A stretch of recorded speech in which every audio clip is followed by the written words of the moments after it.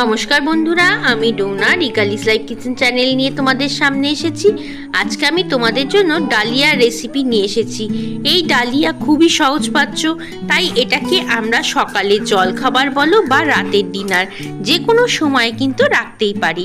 চলো তাহলে ঝটপট করে রান্নাঘরে গিয়ে আজকে রেসিপিটাকে শিখে নাও। এখানে আমি ছোট বাটির হাফ বাটি ডালিয়া নিয়েছি আর নিয়েছি হাফ বাটি মুগ ডাল আর মুসুরির ডাল একসাথে মিশিয়ে। এখন ডালিয়া আর ডালকে আমরা ভালো মতো জল দিয়ে বারবার করে ধুয়ে নেব। অন্ততপক্ষে 3 থেকে 4 বার করে জল দিয়ে ধুয়ে নেব। তারপরে এটাকে 15 থেকে 20 মিনিট জলে ভিজিয়ে রেখে দেব। দেখো, ডালিয়া আর ডাল খুব ভালো করে ধুয়ে নিয়েছি। একটি ছাঁকনির মধ্যে নিয়েছি যাতে সহজেই জলটা ঝরানো যায়, আর ছাঁকনি শুদ্ধেই কিন্তু আমি বাটির মধ্যে জলে চুবিয়ে রাখলাম। একটি কড়ার মধ্যে আমি 3 থেকে 4 চামচের মতো তেল দিয়ে দিলাম। তেলটাকে এখন খুব ভালো করে গরম করে নেব। তেল গরম হয়ে গেলে এতে আমি ফোড়ন দেব। ফোড়ন হিসাবে দিচ্ছি একটা তেজপাতা, একটা শুকনো লঙ্কা আর 1/4 চামচের একটু বেশি পরিমাণে গোটা জিরে।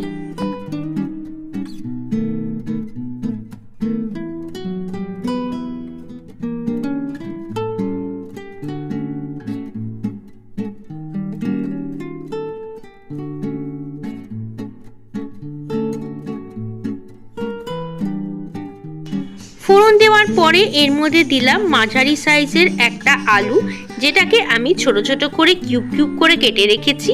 আলুর সাথে সাথে আমি দিয়ে দিচ্ছি 1 ইঞ্চি আদাকে ছোট ছোট টুকরো করে রেখেছি, সেই আদা কুচোটা।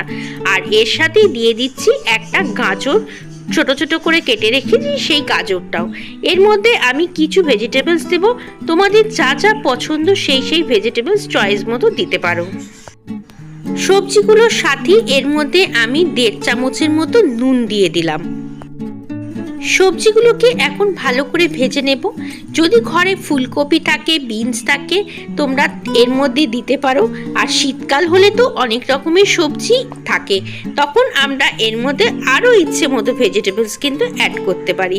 ঝালের জন্য এর মধ্যে দিয়ে দিচ্ছি 2টো কাঁচা লঙ্কা কুচো। আমি 2টো দিচ্ছি, তোমরা যদি বেশি পরিমাণে ঝাল খাও অবশ্যই কাঁচা লঙ্কার পরিমাণ বাড়িয়ে নিও। 1/4 চামচের মতো হলুদ দিচ্ছি। আগেই বেশি দিচ্ছি না, যদি প্রয়োজন পরে আমি আবারও একটু দেব। হলুদ দিয়েও আমি এখন সবজিগুলোকে আরেকটু ভালো করে ভেজে নেব।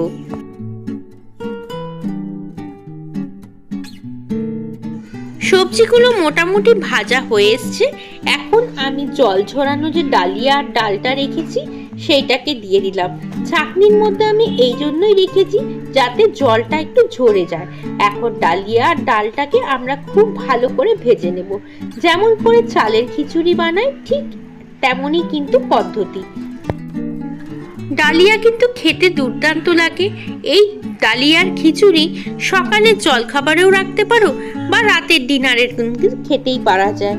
এখন এর মধ্যে আমি আরো সামান্য পরিমাণে একটু হলুদ দিয়ে দিচ্ছি আর দিয়ে দিচ্ছি স্বাদের জন্য চিনি।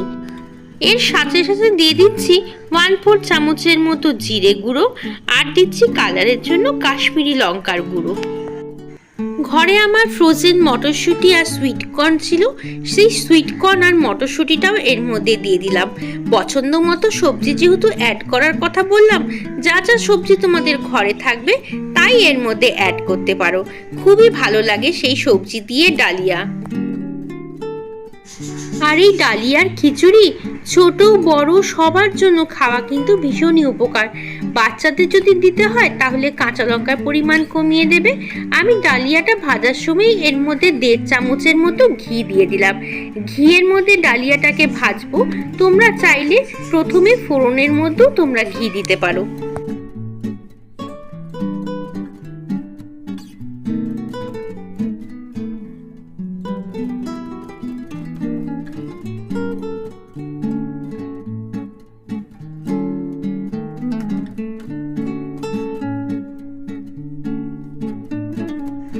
এখন এটার মধ্যে অ্যাড করার আর বিশেষ কিছু নেই, শুধু এটাকে ভালো করে ভাজতে হবে, তারপরে সেদ্ধ করার পালা। তোমরা চাইলে কড়াতেও করতে পারো বা আমার মতো প্রেসার কুকার যদি ব্যবহার করো তাহলে তো ঝটপট রান্নাটা হয়েই যাবে। আমি ভালো করে কড়াতে কষিয়ে নিয়ে এটাকে প্রেসার কুকারে দিয়ে দেব। আর যেহেতু হাফ বাটির মতো ডালিয়া দিয়েছি আর হাফ বাটির মতো ডাল দিয়েছি, তাই এর মধ্যে আমি 2.5 বাটির মতো জল দেব। দেখো এটা ভাজা ভাজা হয়ে এসছে।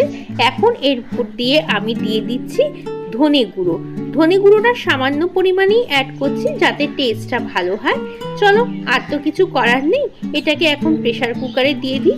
আর মিনিট 5 নাড়াচাড়া করার পরেই আমি প্রেসার কুকারে দিয়ে দেব। আর যখন প্রেসার কুকারে দেব তখন এর মধ্যে 2.5 বাটি মাপ করে আমি গরম জল দেব। খিচুড়িটা তোমরা কতটা পাতলা বা গাঢ় রাখতে চাইছো সেটা তোমাদের উপরে নির্ভর করছে। আমি এখন এটাকে প্রেসার কুকারে ট্রান্সফার করে দিচ্ছি। এই দেখো তৈরি হয়ে গেছে আমার ডালিয়ার খিচুড়ি। কতটা ঘনত্ব রাখবে সেটা কিন্তু তোমাদের ব্যক্তিগত চয়েস। আমি একটু পাতলা পাতলাই রাখতে চাইছি, তাই আমি 2.5 বাটির ওপরে একটু জল দিলাম। তোমরা যদি আর একটু কম জল দিতে চাও তাহলে সেটা তোমাদের চয়েস। চলো এটাকে সার্ভ করে দিই। ডালিয়ার খিচুড়ি তো একেবারেই তৈরি খাওয়ার জন্য। এখন ওপর থেকে আমি 1 চামচের মতো ঘি ছড়িয়ে দিচ্ছি, তাতে ডালিয়ার খিচুড়ির টেস্ট আরোই বেড়ে যাবে। কি কেমন লাগলো আজকের রেসিপিটা? রাতের ডিনারে বা সকালে জলখাবারে বা অফিসের টিফিনে কিন্তু দিতেই পারো। রেসিপি ভালো লাগলে অবশ্যই লাইক, কমেন্ট, শেয়ার করে চ্যানেলটাকে সাবস্ক্রাইব করে নিও।